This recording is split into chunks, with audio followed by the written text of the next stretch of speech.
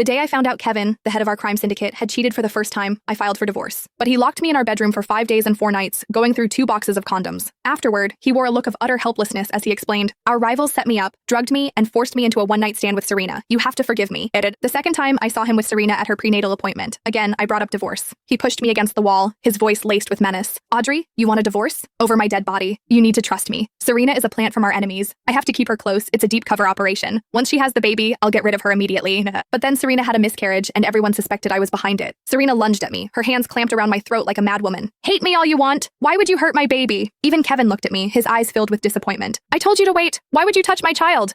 With that, he ordered me to be locked in the basement. "You'll stay down here until you've truly reflected on what you've done." Curled in the corner, I sent a message on my phone. "Erase all records of my child's birth. Once the paperwork is complete, arrange for me and my child to leave." The blood-soaked basement door finally opened just as I was losing consciousness. Kevin scooped me up, pulling me into a tender embrace, his voice filled with concern. "You almost ruined our syndicate's counter scheme. I had to punish you like this to give the crew a proper explanation. You know I love you the most. Once my plan involving Serena succeeds, we can go back to how things were." And his plan involving Serena meant getting her pregnant with his child again. He claimed it was the only way to keep Serena controlled and our enemies in the dark. I watched him put on his act of deep affection, my heart a barren wasteland. But Kevin, we could never go back to how things were. There would be no future for us. And he would never know that he already had a child with me. The day he became the syndicate boss, he witnessed a subordinate's child being held hostage by their rivals. The subordinate's wife, in a surge of maternal instinct, died tragically in a hail of gunfire, protecting her child. From that day on, he would often tell me, haunted by the memory, "Let's not have children. I don't want a child to become your weakness, and I can't bear the thought of losing you." I agreed. But as I saw his eyes light up with joy, time and again, looking at other people's children, I secretly wanted to give him a surprise. That year, Kevin went to Mexico for a mission and told me to stay away for a year. It was during that time I found out I was pregnant with his child.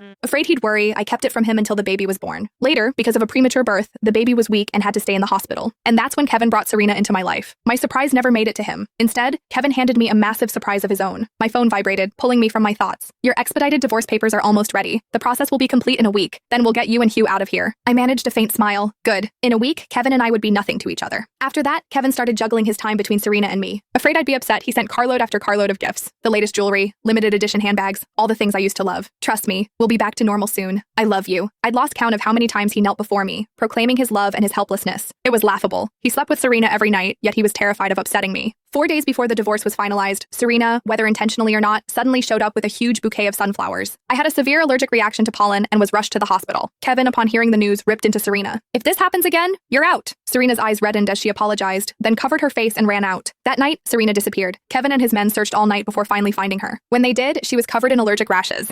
She kept her eyes down, not daring to look at me, and stammered nervously, "I deserve this punishment. After all, I accidentally caused Ms. Audrey's allergy." I was utterly confused, but Kevin gave me a meaningful glance. It wasn't until I overheard him talking